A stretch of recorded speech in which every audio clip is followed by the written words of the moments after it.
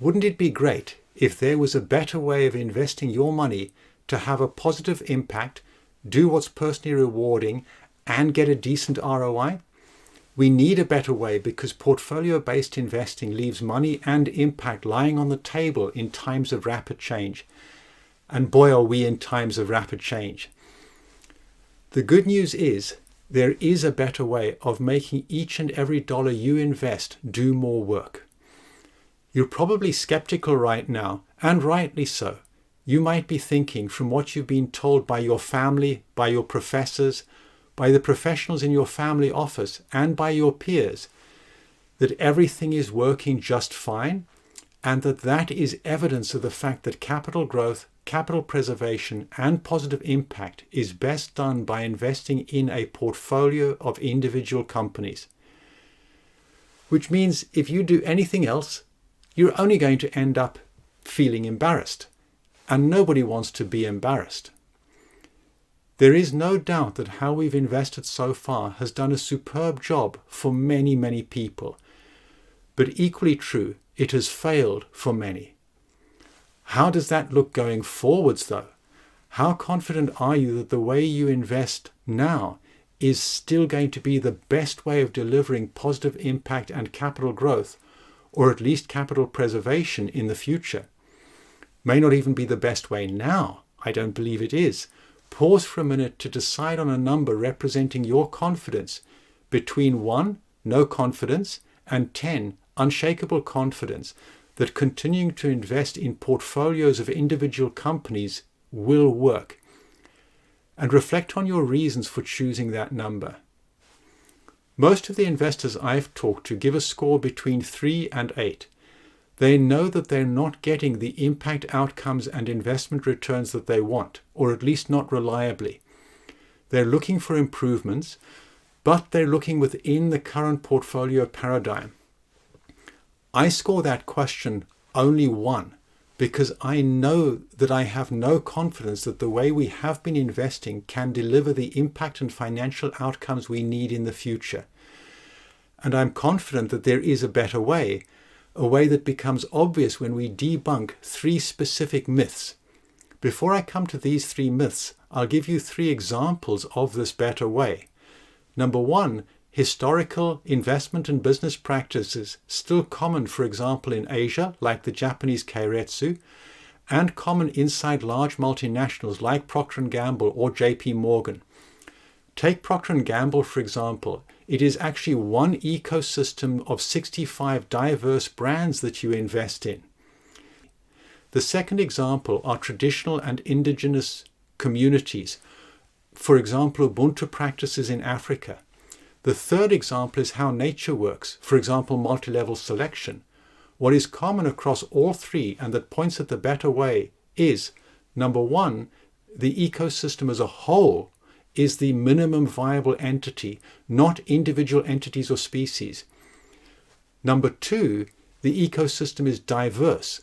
Then for almost all unpredictable changes that harm one part of the ecosystem, another part benefits, so the ecosystem as a whole continues to flourish. Number 3, the ecosystem internally has both high levels of collaboration and high levels of competition. For example, in my old company, Procter & Gamble, the different brands compete with each other to take market share from each other, and they collaborate so that Procter & Gamble overall grows its market share versus other companies. So what are these 3 myths that we need to stop believing in? First, we need to stop believing that the averages used in business and portfolio planning actually do predict typical future outcomes. They don't. For averages to be useful, we'd need to live in a fantasy world where what happens in a company today is independent of what happened yesterday and independent of what happened in other companies. Wrong. It is dependent. Even worse, it is dependent in a way that is systemically biased towards greater losses and greater failure than independent averaging can calculate or says. Number 2, because of this primary myth, we also believe that individual standalone companies are sufficiently viable to invest in. They're not. And thirdly, again because of this primary myth, we believe that competition alone delivers the best results. It doesn't. Now is the best time ever to bravely make epochal changes to our investing paradigm, despite the fear caused by today's volatility and polycrisis. Challenging as it is to change what we and everyone around us has believed for decades, refusing to change is riskier than changing. As a comparison, the winners today are those investors who, 2 decades ago, invested in new paradigm companies like Apple, Sony, and Google, not the investors in the old paradigm companies like Kodak or Nokia. So too, the winners in 2 decades' time will be those investing according to a new paradigm. This new investment paradigm comes out of a rapidly growing field called ergodicity economics, and so it's called ergodic ecosystem investing. You can see the difference it makes in this graph coming out of our investment planning tool. In this, we challenged a group of investors to choose 4 different diversified portfolios of companies, and then our software predicted the outcome over 10 years if they ran it as a portfolio, and for comparison we also ran it as an ergodic ecosystem. The dashed lines are the results for the 4 different portfolios. The solid lines are the results for the same sets of companies but now running as 4 ergodic ecosystems. And you see that there are significant differences, especially once you get past the 5-year mark. Up until 5 years, in some cases, the portfolio is ahead. Once you get, though, to the 5-year mark, the ergodic ecosystem investing is systemically outperforming the portfolio investing strategy. The key things that I'd like you to notice at the end of the 10-year period are, number 1, the ergodic ecosystem is still quite tightly clustered. Secondly, it's systemically outperforming all of the portfolios. And thirdly, what this really means is that this delta, this gap on outperformance, is money that is currently being left lying on the table.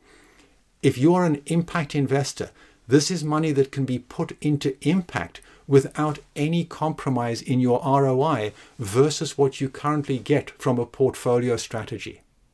The 5 biggest changes for investors that come from an ergodic ecosystem strategy.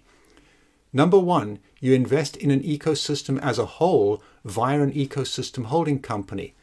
Number 2, the ecosystem holding company itself then invests in all of the ecosystem members.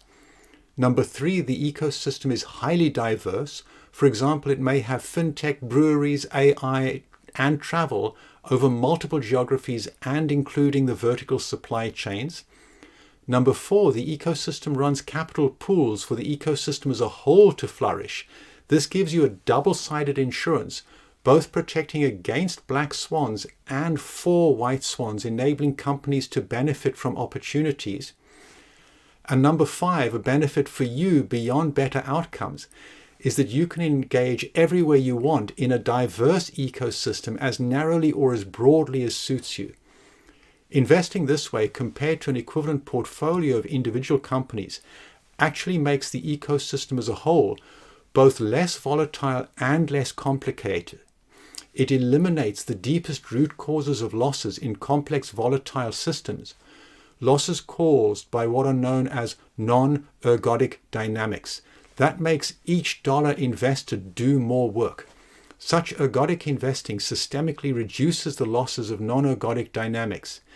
This is how big companies like Apple, Google, Sony, JP Morgan, with multiple product lines and multiple geographies actually work internally.